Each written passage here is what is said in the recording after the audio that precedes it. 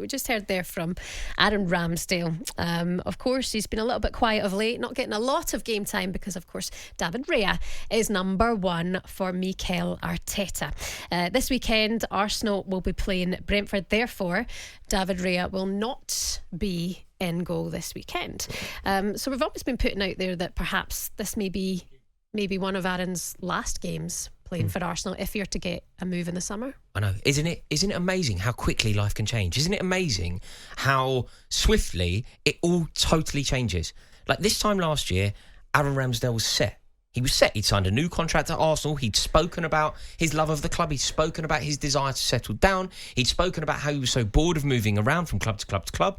Arsenal were his club. Arsenal were his team. Arsenal's where he belonged. And he had played every single game for Arsenal in what was a fairly decent season. Mm-hmm. Everything was going so perfectly.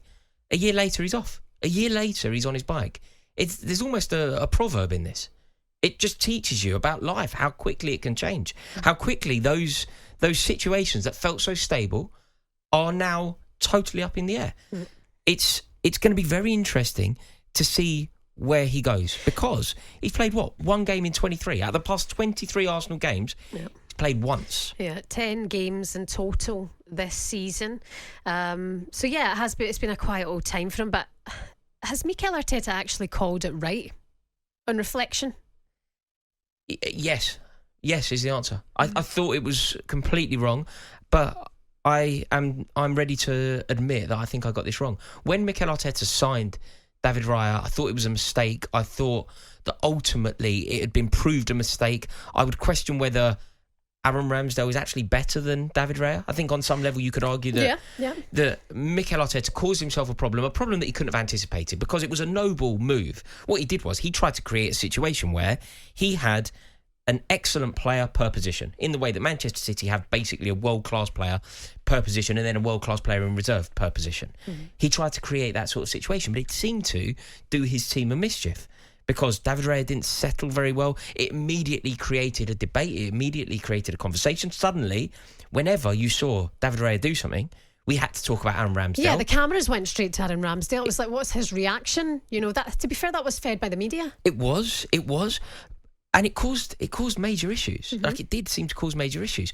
But do you know where my take on this changed? Two things happened, which I think gave us a bit of an insight into Aaron Ramsdale and maybe the mechanics of Mikel Arteta's decision-making process. Two things. Firstly, Aaron Ramsdale's father went on a Twitter tirade. And he's done a couple of interviews too. Yes. I mean, I think it was acknowledged by Aaron that Mr. Ramsdale Sr. was in the south of Spain, having played golf, potentially having had a few beers, and he went on a bit of a Twitter rampage where he spoke to people speaking about Ramsdale. Basically, if you had spoken about Aaron Ramsdale, and this happened to a friend of mine who is a YouTuber who'd mentioned Aaron Ramsdale's father suddenly came at him and used very profane language and insulted him. Like, look, if you are a professional footballer, the last thing in the world you need is your father coming out in your defence and not even really defending you. Like, do you remember when Harry Maguire's mother did this? Harry Maguire's mother started saying that it was out of order what was going on, and she started saying that people shouldn't be speaking about Harry Maguire. I dismissed that completely. Like, I don't particularly care what Harry Maguire's mother thinks of the criticism aimed at Harry Maguire, just as nobody should care about what my mother thinks about people insulting me on the text messages coming into talkSPORT right now. but it's neither here nor there. But at least she issued a criticism. Aaron Ramsdale's father was just insulting people, so I think that gave us a little bit of an insight into what Mikel Arteta was dealing with. The second thing, did you see the interview that Aaron Ramsdale did with Ian Wright? Ian Wright was just completely baffled. Aaron Ramsdale admitted to Ian Wright that he struggles to concentrate for 90 minutes. His mind wanders during a game. And Ian Wright is looking at him, and Ian Wright is amazing. Like, I love Ian Wright so much. He's a brilliant interviewer, an incredibly polite man. Even in his most professional circumstance, he was looking at what Aaron Ramsdale was saying, and you could see that he was totally baffled and totally perplexed. So I think that we got a little bit of an insight as to why Mikel Arteta wanted to improve the goalkeeping situation. I haven't seen that interview, but I'll be YouTubing that a little bit later on. Okay, but what does this mean for Aaron Ramsdale? Will he be playing his last game, perhaps for Arsenal tomorrow, and if he's to get that move away in the summer, where will it be to?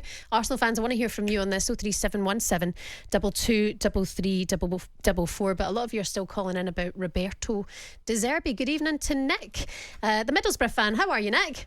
Yeah, I'm good, thanks. I've got no skin in the game, by the way, folks, about this one, but I am a massive football fan. I follow all sorts of football. Good. Well, you're welcome here. Thank you. Yeah, and by the way, I'm going to look up that YouTube video. I think Rory's made it up. No, trust me, it's out there.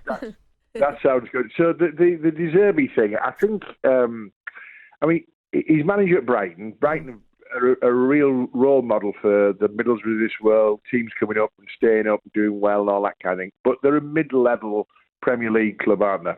And so the expectations at that club are pretty okay to finish, top half, 12th. They'll be fine with that, won't they? Completely. So the thing is, if he's lost 4-0 to Roma, and he's lost the other week 3 or 4-0 somewhere, didn't they? Yeah, they got done by Luton 4-0, didn't they? Yeah, 4-0 by Luton, 3-0 by Fulham. Yeah.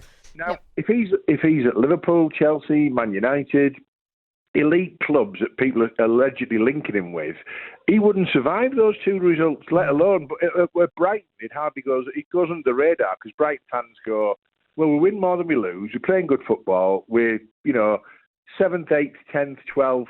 We're not in relegation zone.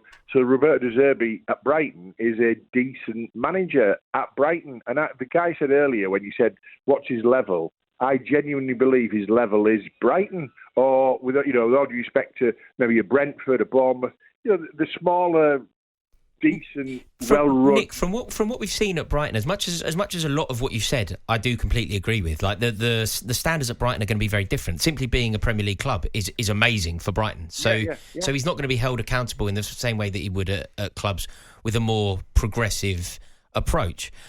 But have you seen enough in what he's done at Brighton, the way that they've played when it's gone well for them, the impact that he's had, the way that certain players have really elevated their ability under him?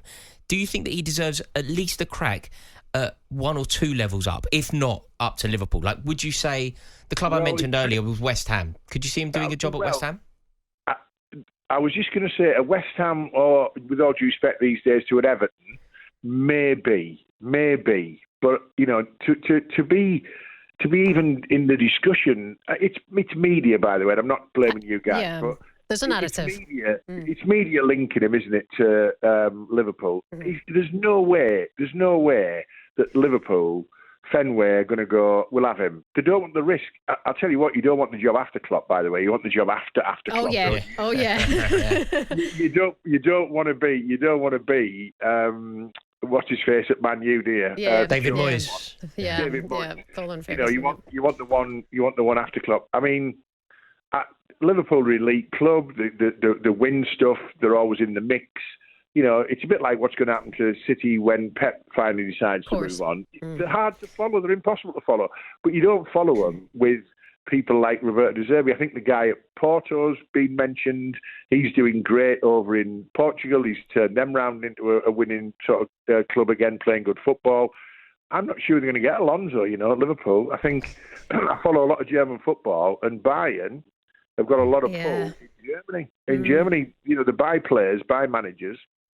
They like winning, and when they don't win, they just go out and buy the people who stopped them winning, don't they? So I think that's what they might end up doing. And if Liverpool are not being proactive at the moment, I guarantee Bayern are. They might just miss out on that. But it won't be Roberto De Zerbi, surely. It won't be. Nick, I think that's a brilliant call, and I think we can agree a lot on what you're saying there. Thank you very much. Good evening to Paul, the Liverpool fan. How are you, Paul? I'm good, thank you. How are you? Yeah, good. Thanks very much for calling us tonight. What do you think about De Zerbi replacing Klopp, potentially?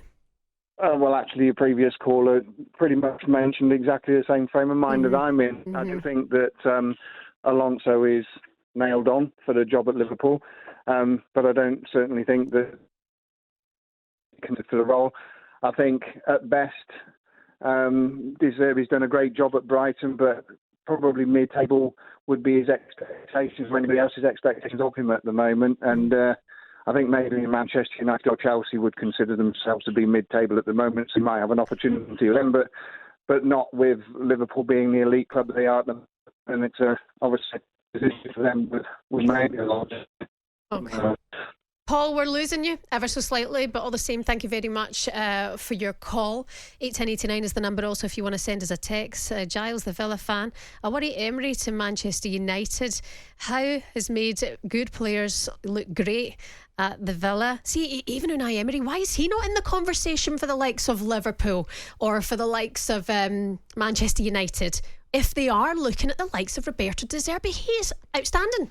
I think the one reason why not would be because Unai Emery is at a top tier club, isn't he? He's not at an elite club, but he's at a big club with a very rich history. Yeah, but a couple of seasons ago, Brighton were being more successful than Villa. It's because of, we're going back to exactly the point that I made. It's because Aston Villa, huge club. Yeah. Brighton, insignificant club. That's why you can get their manager. Okay, he's still on this. He's a dog with a bone. Rory is just bitter because all of the big name signings from Brighton, his team, have ruined it. Jason, the Brighton fan. On AM, on DAB, via the talkSPORT app and on your smart speaker. talkSPORT.